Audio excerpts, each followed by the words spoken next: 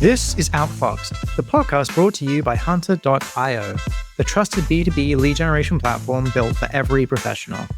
Get ready for no playbooks, no posturing, and no egos. Your host is Hunter CEO Matt Tharp, and his guest today is Emmet Gibney, the CEO of affiliate and referral software platform Rewardful. Let's get into it. Welcome to Outfoxed. Excited to talk to our guest this week. I'd love for you to intro. I'll talk about why you're here. So Emmet is CEO of Rewardful.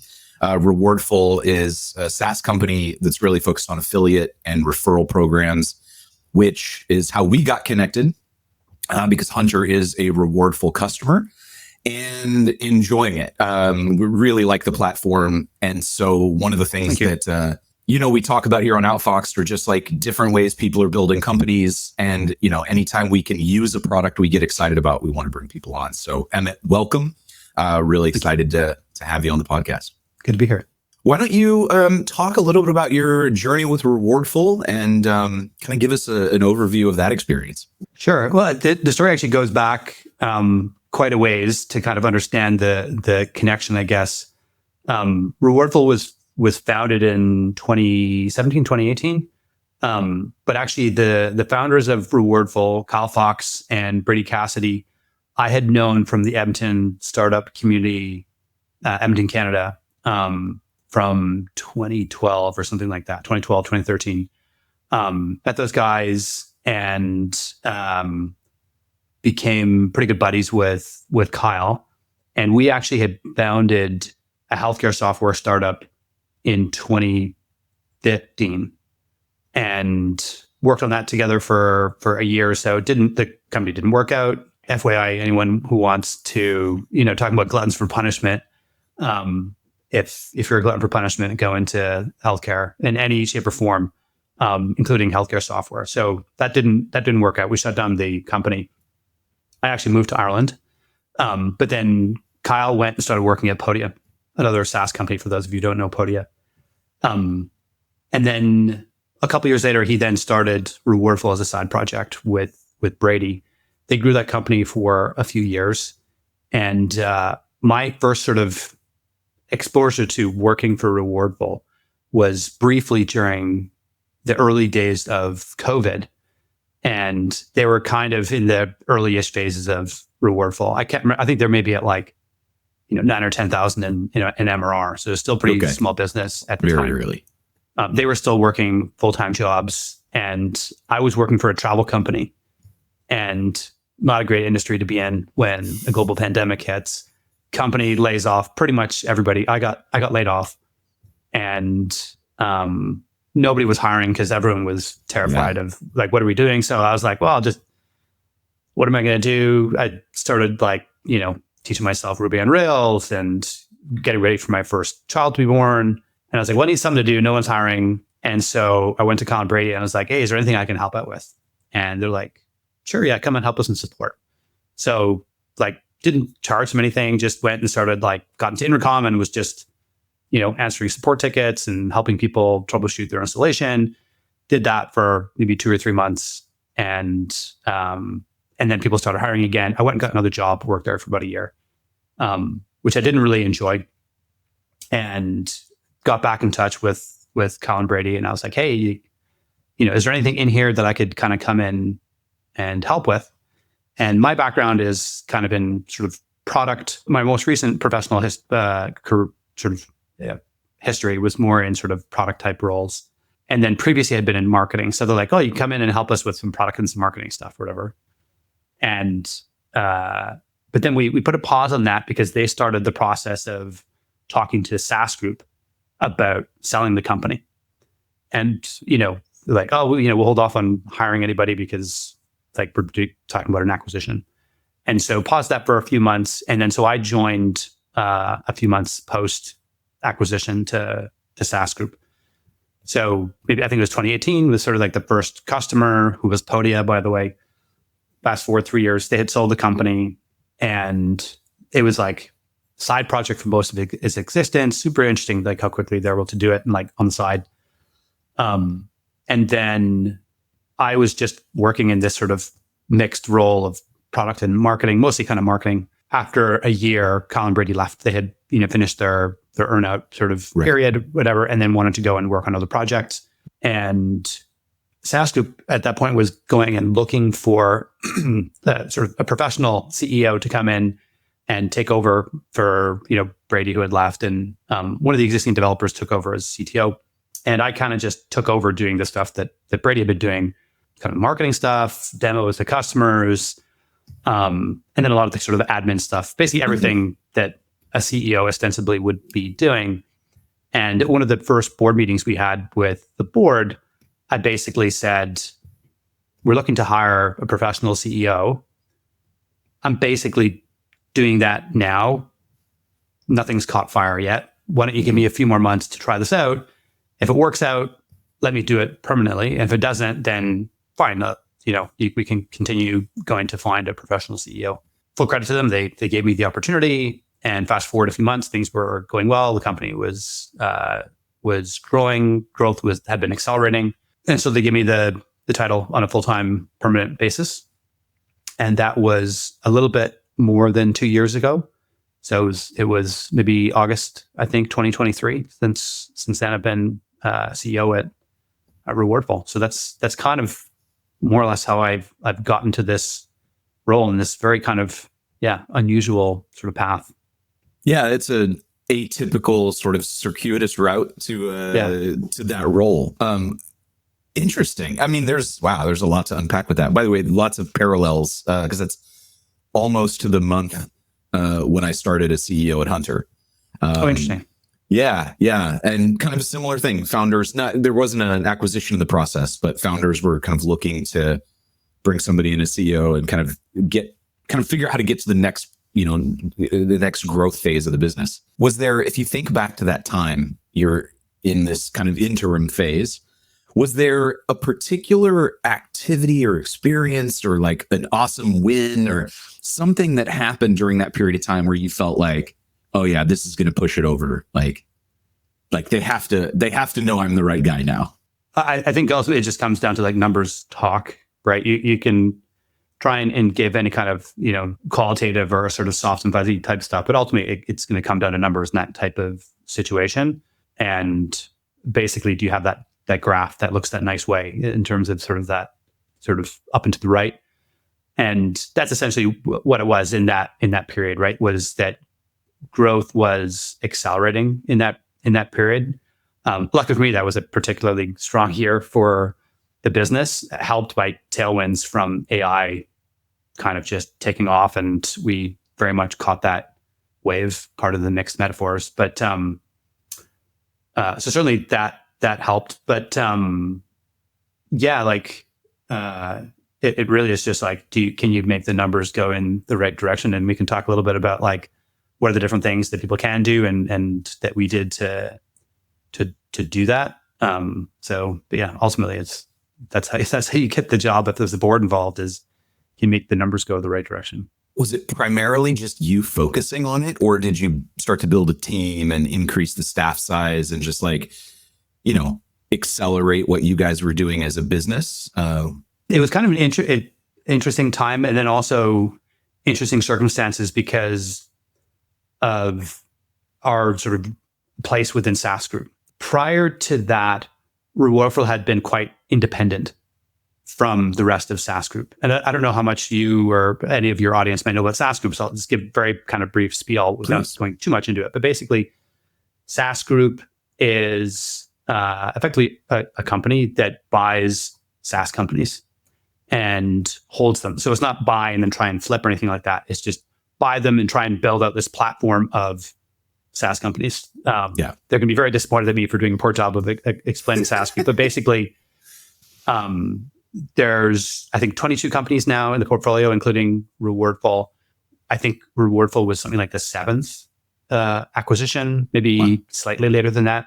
The team, when Kyle and Brady left, there was 4 of us after they left. One person in support, and then 2 developers, and then myself. So I was doing like marketing and then kind of everything else kind of.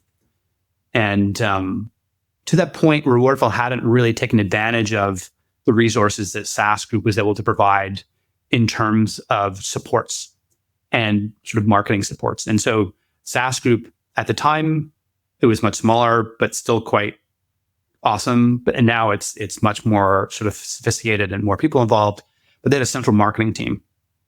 And so one of the first things I did was I reached out to a colleague in SaaS Group, his name is Tim Hikes, and he was one of the CMOs within SaaS Group, and said, like, let's link up.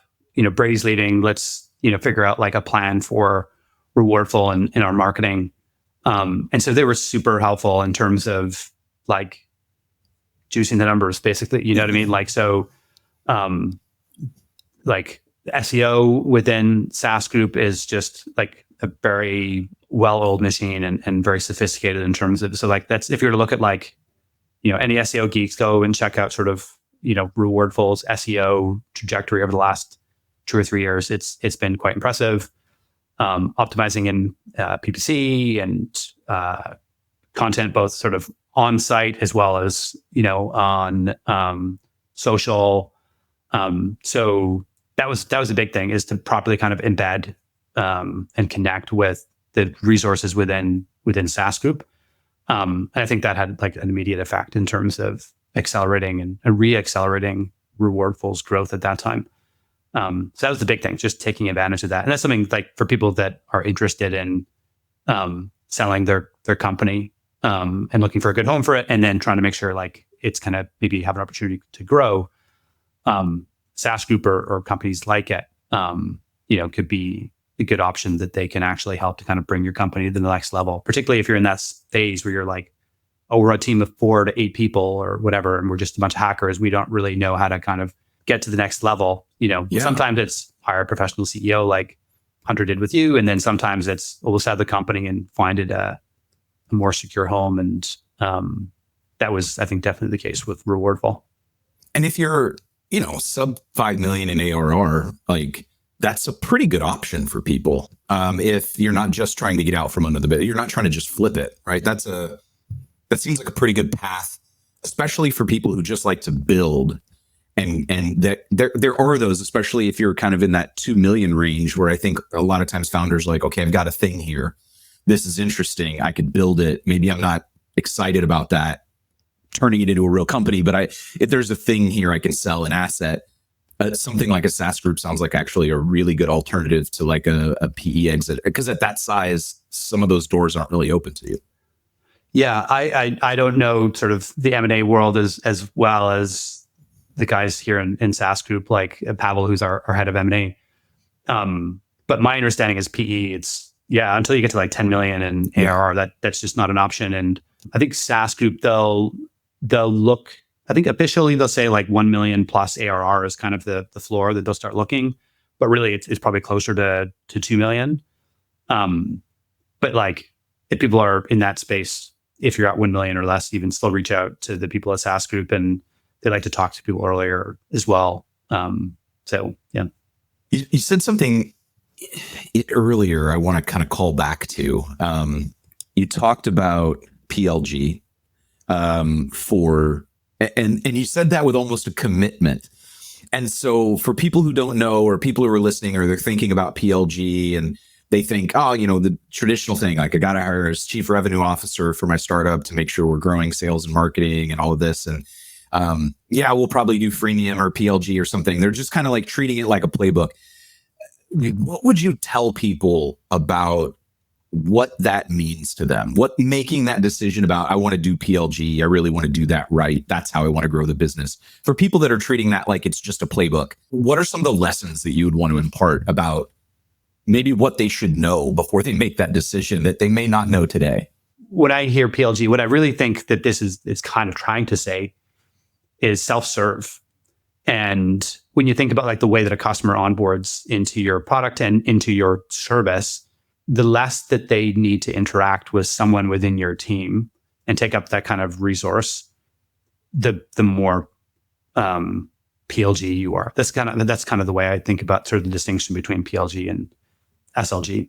If I go to your website and I can self-serve and sign up, that's obviously a kind of binary thing. But like I think really it comes down to like, how good is your onboarding is probably a big piece of it. Like, and it's something that we wrestle with and have a lot of room to improve on. Everyone probably does, is how good can you make your onboarding so someone could get to that point where they can get value from your product without needing a solutions engineer or a salesperson or somebody to get you to understand. And it probably also starts like from your marketing and from your messaging and how you're talking about your product in a way that like gets people to understand like what the hell this thing does. Right.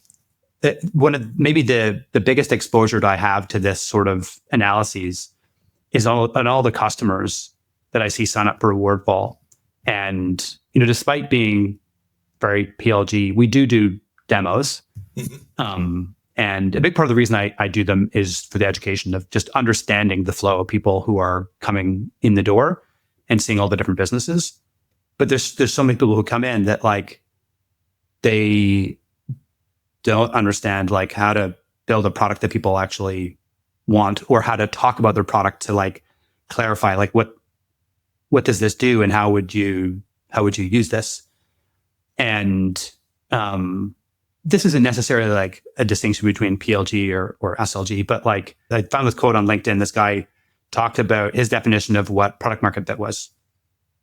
And I always think back to this because I thought it was just like a great example, but I'm always bastardizing the explanation because I don't have it to hand as a reference, but I'll do my best to summarize. Effectively, he said that product market fit is if you can basically develop like a scalable, repeatable case study of a customer.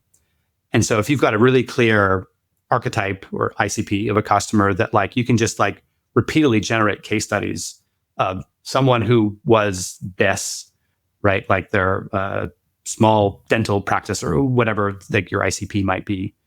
If you can repeatedly show that they're using your product to solve a particular problem in a particular way, and you can acquire them in a certain way.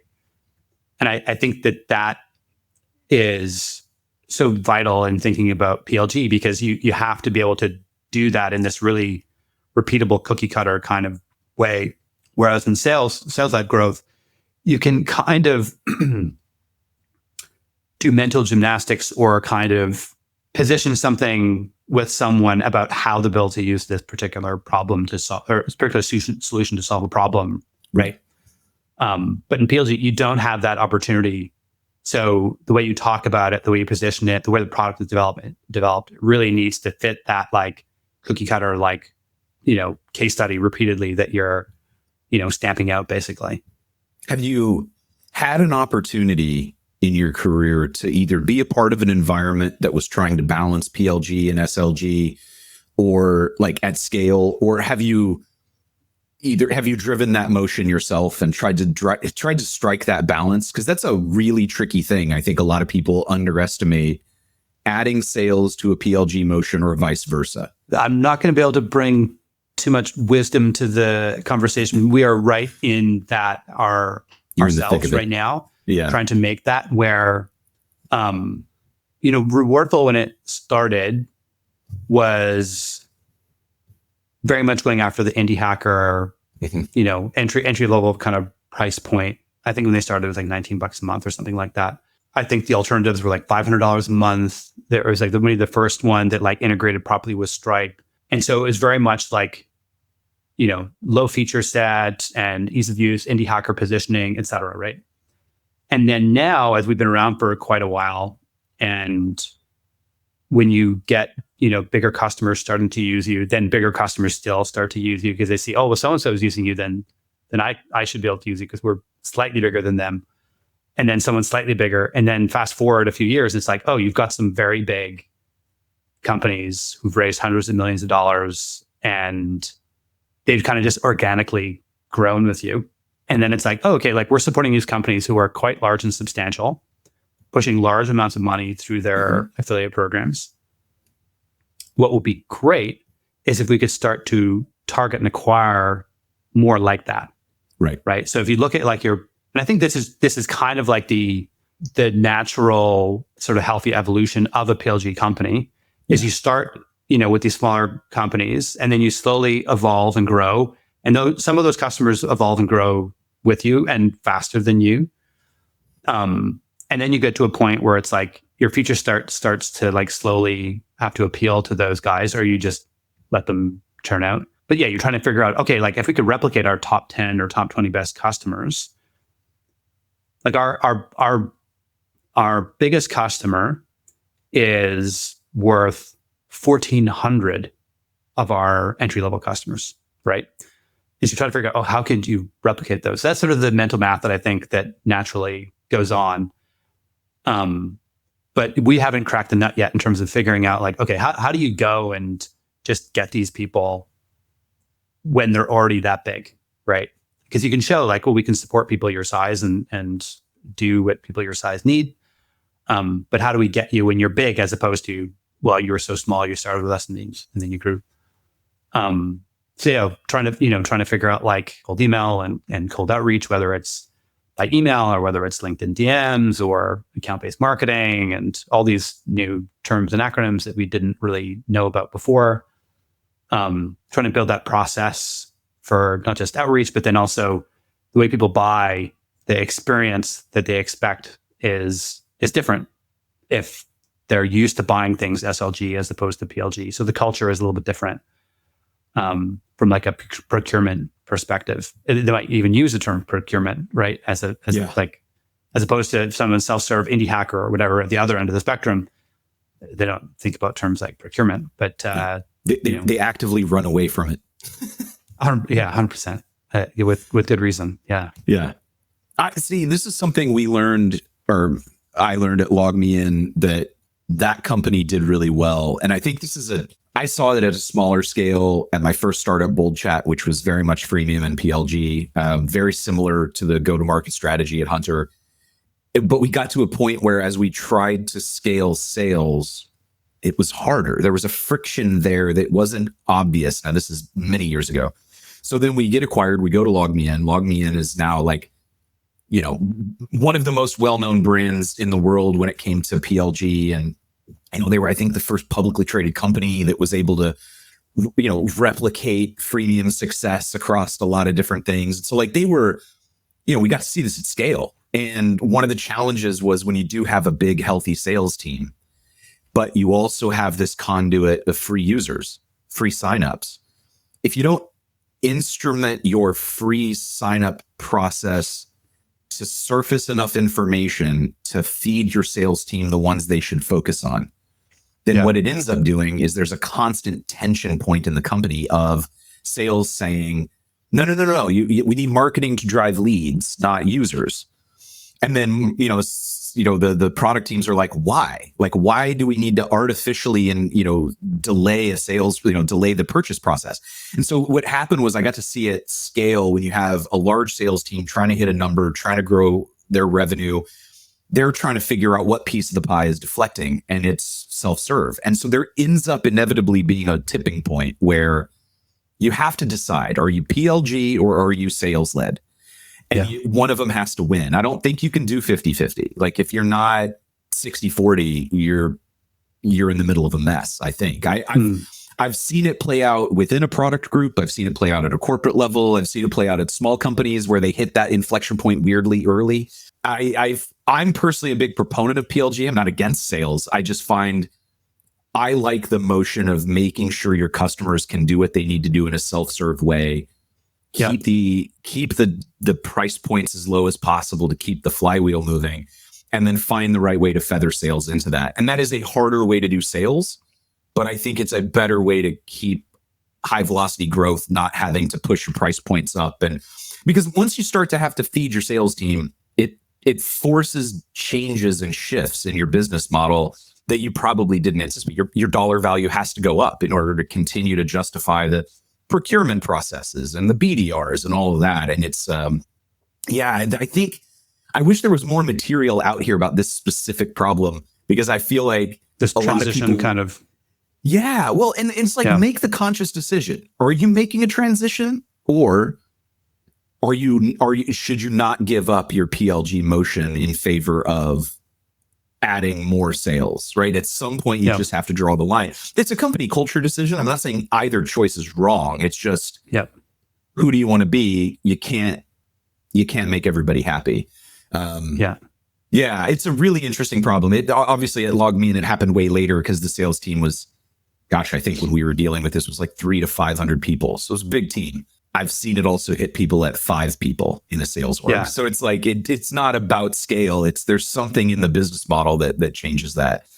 Yeah. Probably something to do with the nature of the customers that you're serving or something like that. Like there's certain industries I feel like probably don't have many or as many like indie hacker or solopreneur, small business type, and maybe it lends itself more to larger, deal sizes. Or so, I'm hypothesizing, but yeah, no. At some point, like especially if you're multi-product, or if I think a lot of it comes down to if you decide you're gonna go after enterprises and you're gonna support that customer base, you have to start to figure this out, because I think you can't do both well. If you try to go after enterprise, they almost don't trust you if your price point is PLG oriented. And then you end up having to add all of the infrastructure within your org to support the RFP process and all the stuff that they just can't say no to as an enterprise. They have to do it, right? So it's all of that type of stuff that just forces you to reevaluate your price points. I think to me, that's where the tension comes in. It's like really when it's forcing you to artificially raise prices, not because your SMB customer can justify that cost, but rather because if you don't do that, it's going to mess up your enterprise deals. The psychology of your enterprise customers they'll have an aversion to your low prices. Oh, that's not for me. Yeah, well, this is free. I don't want a free product. I want talk to sales. I don't even want to see the price if I can't just talk to sales. Yeah, that's the other thing is like getting enterprises to buy by themselves is not easy. One of the challenges that we've found is sort of the enterprise demo or whatever is you'll have self-serve type customers using that as a means to talk to somebody to get help on something.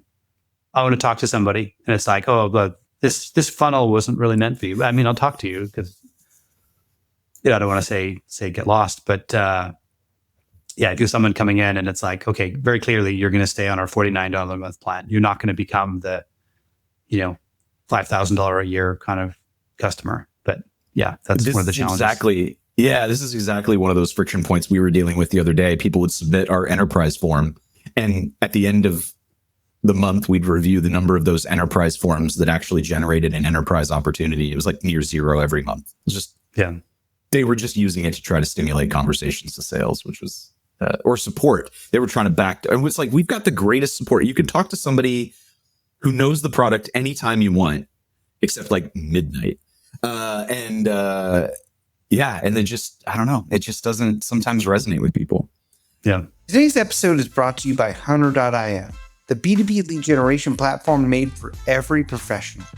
Whether it's prospecting, fundraising, recruiting, link building, or just trying to connect with the right people, Hunter makes it easy. All right. So you sound like you're a dyed-in-the-wool product guy. What's a non-business product you're obsessed with right now? A non-business product that I'm obsessed with right now. Almost everything is business oriented, but it's kind of like, because like even the kind of like hobby stuff that I might play around with, it's like,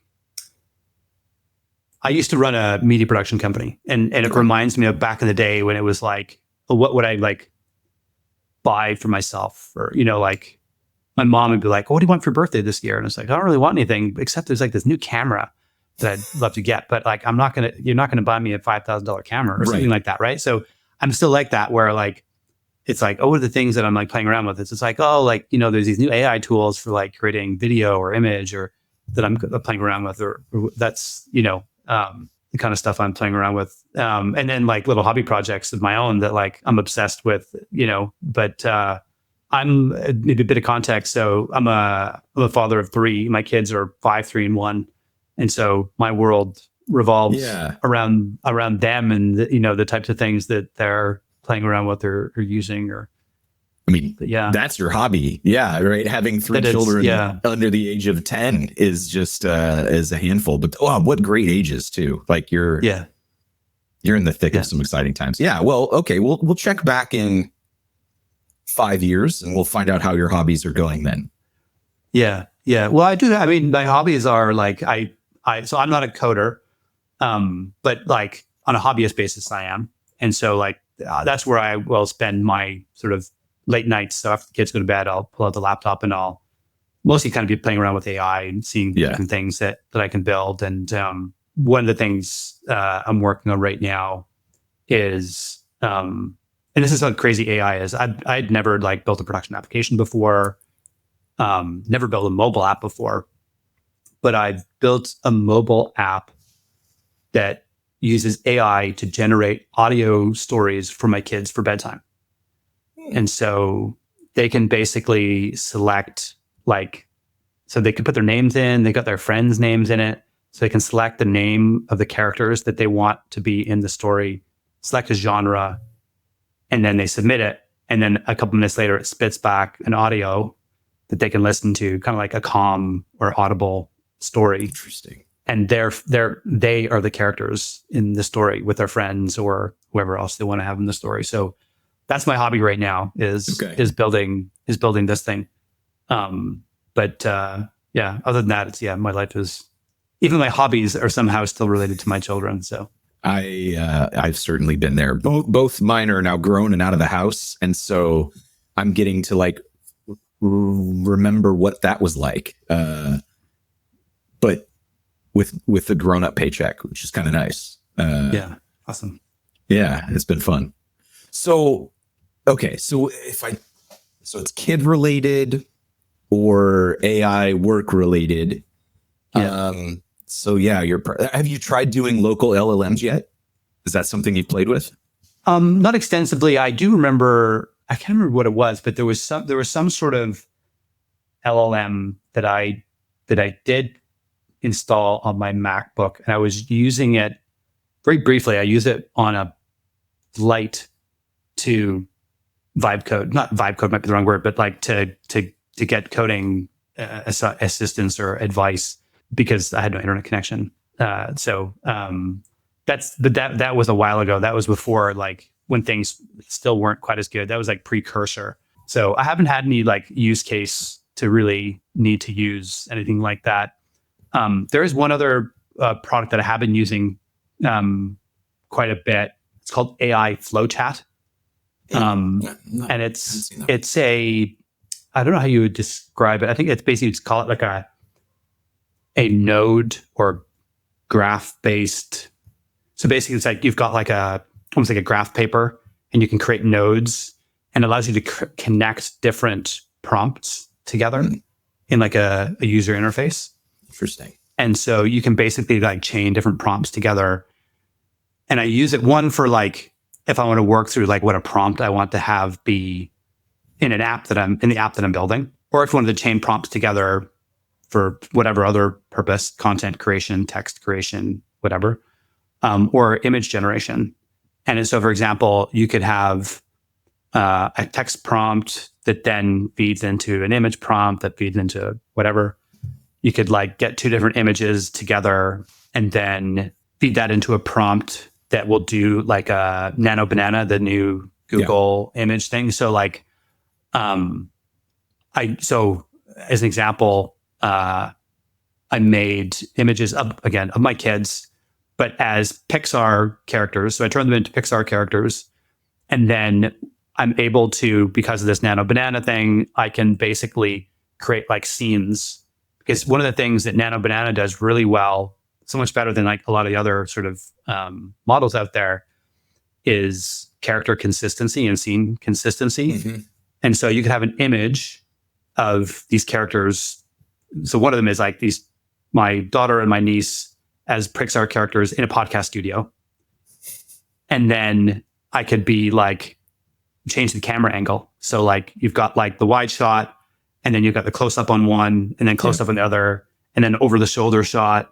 And it's crazy, like so basically then I can like create little cartoons of them and add voiceovers to it. So I could create little, cartoon scenarios for them and things like that. So, but yeah, AI Flowchat is this tool that I've been playing around with to create all that stuff. I'll have to find family members with young children because some of this sounds like a lot of fun, actually. Yeah. Personalized animation for your kids is that's a very but even clever also use. for marketing, though, I think there is a business use case. You no longer need to hire a model to do a photo shoot to make a video or still photography or whatever. You could create AI models. And then with this tool, what you could do is, for example, you could have one image of just a person, just, their full body standing, right? That's one image. And then the other image could be just like a stick character in a pose. You combine those and then feed it to Nano Banana with this AI flowchat.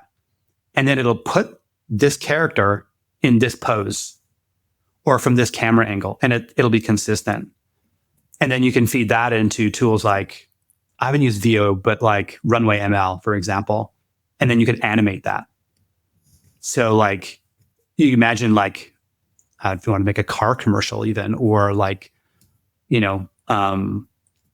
something I'm trying to think about, like for Rewardful, for ad creative, or just like marketing creative, social content, etc. It's like, oh, we could make like kind of a fun ad, like an actual like video ad that might cost us 30 grand. If it was my video production company doing it back in the day, maybe you would charge tens of thousands of dollars for this video. But now actually you could do it for a couple $100 in a bit of your time.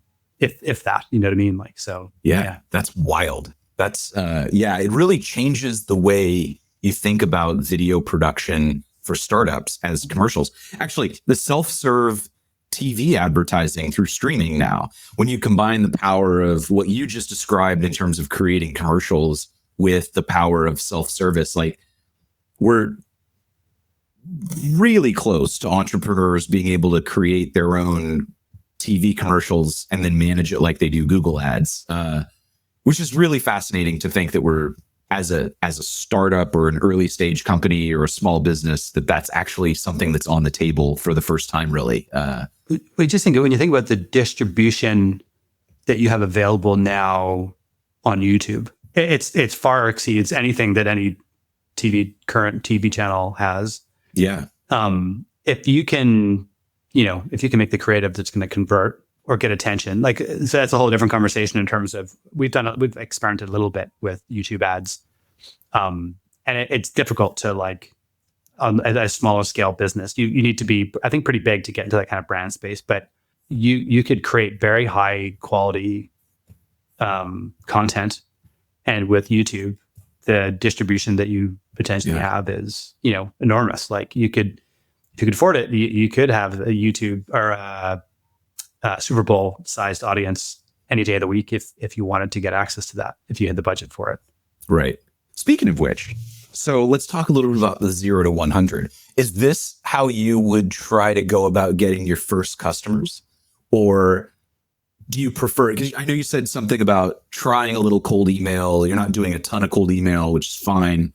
I'm not here to convince everybody they should do cold email, but like, is this changing the way you think about getting those first customers? Yes, but not, I probably wouldn't do YouTube ads if I was starting something. One thing that I've been watching on YouTube, I've been watching a lot of videos about a lot of the, like, what they call like UGC type, AI content, or whatever that people are creating. And mostly this is applied in consumer space. So it can be consumer packaged goods or like mobile apps, but B2C type products. And these different AI influencers that people are using to market these products. Actually, a customer of ours, a company called arcads.ai, I think they are.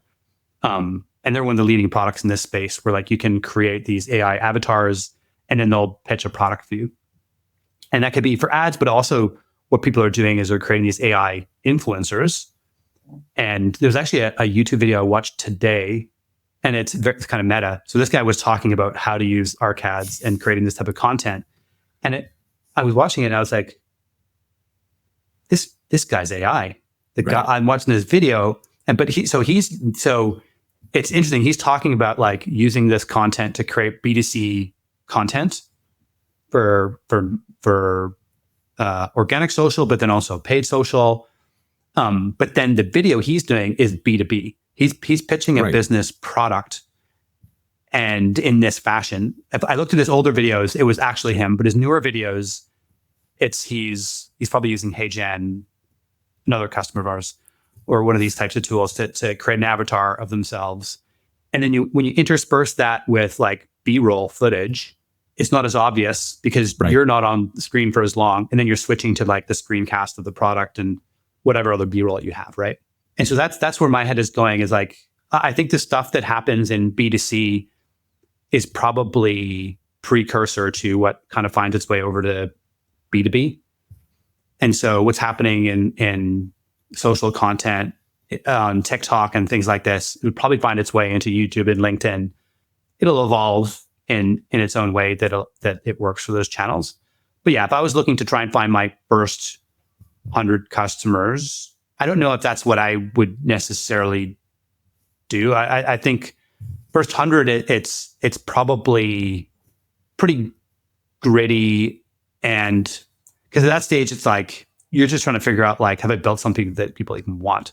Right. Before you're trying to really like scale up, like how to get the message out there. So it's, your product, by the time you get to your 100th customer, your product may have changed quite a bit from like your first 10 or something like that. I think your first few customers, it really is just like grind networking. It could be within your existing personal network that people that have this particular problem, cold outreach. Hey, I built this thing. It does, this kind of thing, like really trying to have high touch relationships. Like for example, the guy who uses that tool I referenced, AI Flow Chat, like I'm talking to him on Twitter because we engaged on Twitter. That's how I found out about it. And we had like Google Meet calls and stuff like that. So I think that's your first few customers. You basically, if this was like pre-COVID, before everyone just lived on Zoom and Google Meet, right? What you would do is you'd actually go out and talk to your ICP in person a lot, right?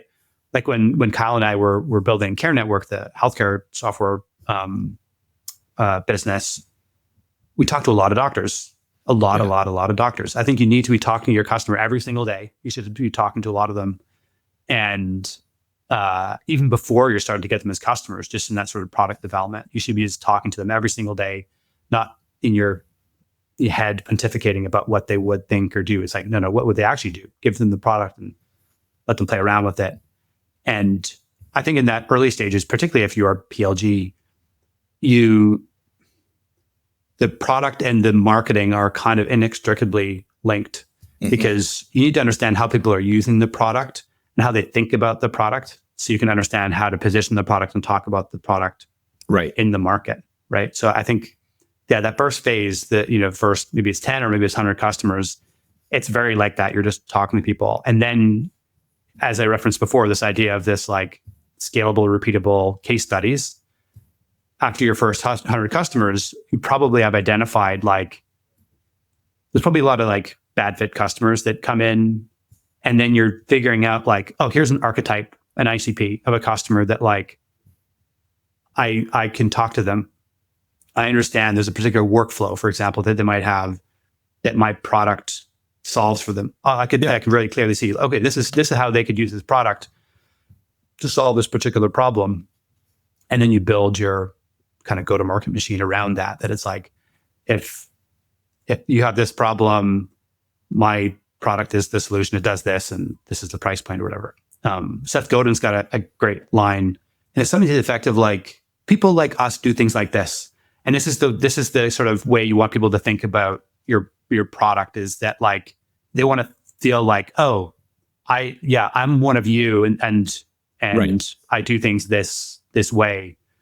So yeah, that's kind of a long winding answer, but I think that's kind of the way you need to approach it in those early stages. It's a bit gritty, and trying to scale it with like YouTube ads, don't even bother. Like you need to figure out that sort of, repeatable case study that keep seeing come in over and over again before you try and scale. Changing gears a bit here. If you live on LinkedIn, as most people who are in B2B go-to-market do these days, you'd get the sense that you can't be successful without certain kinds of tech stacks in your go-to-market. So what's your go-to-market tech stack? So let's talk tools. So of course we use Rewardful for our own affiliate program, but then we actually also use it for tracking other channels that we're using. So we, not to get too technical, but we'll set up like a 0% commission campaign. And then, so for like our Google ads, our Reddit ads, et cetera, we will use a Rewardful link so that we can track conversions and things like that. So you're sort of like hacking your own product to do attribution for you. Yeah. And we have a lot of customers who use us for that purpose as well. Cool. So Rewardful, obviously, we have HubSpot for our CRM, which we're in this limbo phase of trying to figure out like sales. So whether that stays as part of our stack or that fits, it's still up for consideration. As a product, it's a pretty good product, and lots of integrations and things like that.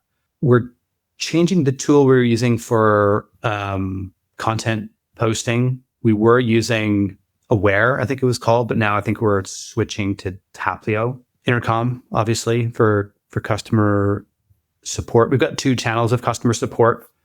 We use Intercom for our chat support because it's great. It's a great product, but it does get expensive as you add contact. So for affiliate support, we use Front because it's per seat as opposed to per contact. And affiliates, we're rolling out our managed payout service and our marketplace. And so the volume of affiliate contacts is going to go up significantly. And that would get very expensive if we were priced on a per contact. So we use Front for that. That's email support. We use Intercom for chat support. Calendly for scheduling calls with customers. Gmail for email. We have been experimenting with cold email. We've been using Instantly for that. Slack. Not just for internal kind of team conversations, but we've got integrations with different products that are putting notifications and things like in there. So like Instantly we'll send some information into there and different suite of products. We're using a product called Siftin for social listening. So you can put like different keywords and different things you want to monitor. We want to monitor Twitter. We want to monitor Reddit. We want, et cetera. And that feeds into Slack. So we'll get notifications when there's a social mention about us. We kind of go in and engage with customers. Jiminy is our call tracker, but I think we're probably going to switch to something else. No, nothing against them, just for our needs. It's probably overkill. I'm trying to think here if there's any other. I love hearing you go through it though, because like this is one of the things that if you can tune out some of the noise on LinkedIn for a minute, what you'd find is that most people's, quote unquote tech stack is generally very lightweight. It's a couple of tools. It's, something for email sending, maybe something for list building. And it's not the key thing that's holding you back. And I think that's like the tone that gets sometimes set that that's the secret sauce. And I just am constantly pointing out it's really not actually. It's like a tennis player who's like, they always get like the new $300 racket or something like that. And it's like, I don't think your racket is the problem. I think it's, you need to work on your serve or whatever the case might be. I've used a Wilson racket. I am not Roger Federer. And I'm pretty confident he would beat me no matter what racket he was using, including the badminton one. So to keep your metaphor, I totally agree. Exactly. Any parting words of wisdom, things that you feel like you want to make sure our audience takes away from your experience or from something about Rewardful that you want to mention as we close it out? Well, I think in terms of the timing, my understanding of when this will actually go live, maybe just a plug for Rewardful, obviously. Please. And we're in the process right now, as we're recording this, of rolling out our managed payouts service. Okay. And then shortly after this, we'll be rolling out the Rewardful marketplace. So basically, if you've got an affiliate program and you want to expose it to a larger audience of affiliates, you could advertise it on the Rewardful marketplace. And then the managed payout service just is going to make it a lot easier for people to pay their affiliates. So instead of having to figure out PayPal or Wise or whatever sort of methods to pay people out yourself, you'll just pay Rewardful at whenever you want to pay your affiliates, you just pay Rewardful one invoice, and then we handle the payment to your affiliates for you. You get one invoice from Rewardful, and then we handle the invoicing relationship with the affiliates. So from sort of tax compliance and bookkeeping, it's just a much more simplified approach. So that's a good feature. Yeah, exactly. So it'll reduce the number of emails I see, which is always, that's kind of become my new mission, is how do I help reduce the number, which seems a little bit odd given our industry. Yeah, but I think quality over quantity is always the right way to go in everything. So it is logically consistent if you look past the obvious stuff. It was great to talk with you, Emmet. I'm glad we finally got a chance to connect. Once again, thank you to Emmet for joining today's episode of Outfoxed. If you like what you heard, please like, subscribe, and explore even more of the Outfoxed archive by visiting www.outfoxed.hunter.io. Here is Emmet Gibney. That was Matt Tharp, and we're out of time.